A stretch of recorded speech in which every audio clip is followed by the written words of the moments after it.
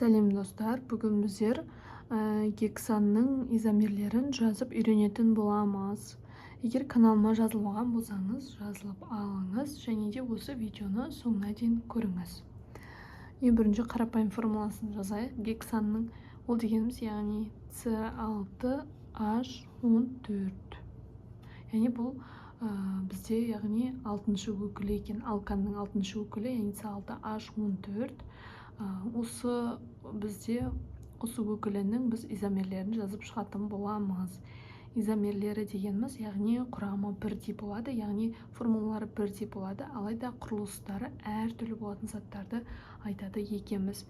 Ең бірінші түрі қарапайым тізбекті түрі болып табылады, яғни бізде С6 деп тұр. 6 көміртекті тізіп жазып шығамыз. 1, 2, 3, 4, 5, 6.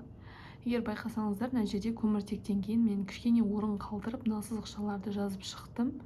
Көміртектен кейін кішкене орын қалдырып, өйткені біз көміртекті жазғаннан кейін оны сутектермен толықтыратын боламыз. Ол үшін бізге, яғни біз айтқан болатынбыз, органикалық қосылыстарда көміртек әрқашан 4 валентті болады деп айтқан болатынбыз. Осы 4 валенттіні қазір шығарып отыратын боламыз. Оны қалай істейміз дейтін болсаңыз, өте оңай. Бірінші көміртектерді жазып аламыз, яғни 6 көміртек берілген. Енді қалғанына 14-ті есептемей-ақ, бұлай есептеп жазсақ болады. Яғни оны осы 4 валенттіге келтіріп отырамыз. Көміртектің қасына сутек, барлығының қасында сутек жазылады. Міндетті түрде түсінікті болу үшін жеке-жеке көрсетіп отырмын.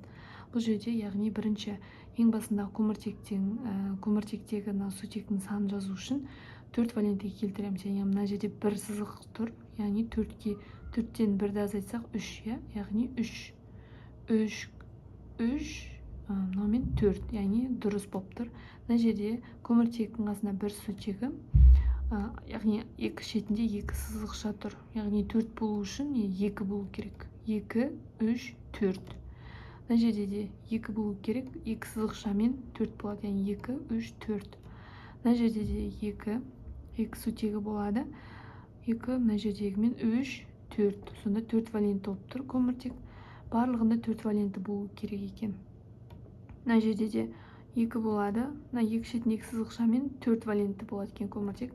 Ал соңғысы және бастапқысы бір-біріне ұқсас, яғни мына жерде бір ғана сызықша бар, яғни бұл жерде 3 болады деген сөз. 3, мынаумен 4. Сонда 4 валенті болады екен. Яғни бұл ұзын тізбекті көміртек қаңқасынан құралған өкілі, бұл изомері гексан деп аталады. Яғни бізде гексанның қарапайым ұзын тізбекті қаңқасы көрсетілген, яғни бұны біз гексан деп атаймыз. Бұл бірінші изомері болып табылады екен.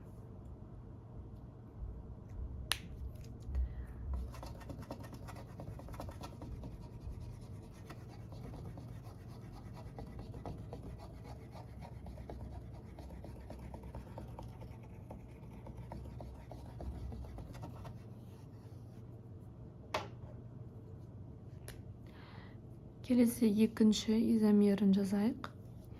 Екінші изомерін жазу үшін енді біз бір көміртегін тармақталған күйге келтіреміз. Яғни бір көміртегін, мысалы бізде мына жерде 6 көміртек бағана тізбектелген түрін жазсақ, енді 5 көміртегін жазамыз. Яғни әр изомер жазған сайын бізде көміртегілер астына немесе үстіне түсіп отырады екен. Бір санмен азайтып отырамыз. Енді біз бағана 6-ын жазсақ, енді 5 көміртек жазамыз. 5 көміртек жазамыз, және бір көміртегін кез келген жаққа қарай ығыстырамыз. Яғни көміртек ығыстыру үшін бірінші және соңғысына жаза алмаймыз. Одан кейінгі көміртектерге жазады екенбіз. Мысалы, мына жерге жазайын. Енді қалғанын сутекпен толықтырамыз. Мына жерде 3 болады, мынаумен 4 сызықшамен. Мына жерде қараңыз, мына көміртектің айналасында 1, 2, 3 сызықша. 4 болу үшін бір сутек керек. Мына жерде көміртектің қасына сутек, ал екі шетінде 2 сызықша, мынаумен 2, 2, 3, 4 валенті. мына жерде де 2, екі шетіндегімен 4 болады. Соңында тұрған көміртегі 3 болады екен. 3, мынамен 4 сызықшамен 4 болады.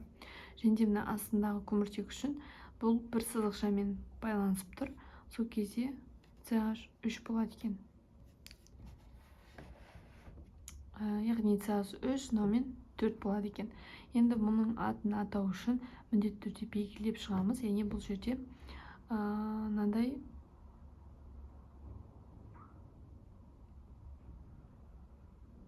тармақталған көміртегі бар жақты бірінші бас жағы болып есептелінеді. Әрқашан мысалы қай жағында тармақ орналасқан, көміртек қаңқасының қай жағында тармақтар орналасқан, әрине мына жағы қай жағы жақын, мысалы қарастырамыз, ұзын тізбек болатын болса, қай жағы бас жағы болады, яғни тармақтары бар жақ бас жағы болады екен. Сонда мына жақтан бастаймыз. 1 және нөмірлеуді де біз көміртектің төбесіне жазады екенбіз. 3, 4, 5.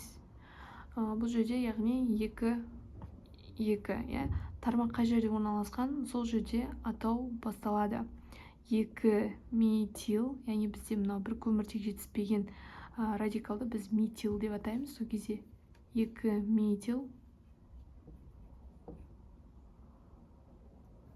Көміртек саны тізбекте нешеу? 1, 2, 3, 4, 5. 5-ші өкілін бізде алканның пентан деп атайды екен. Сол кезде осылай жазамыз. 2 метил пентан. Байқасаңыздар, міне метил пентан қосылып жазылады. Мінекей бұл яғни екінші изомері.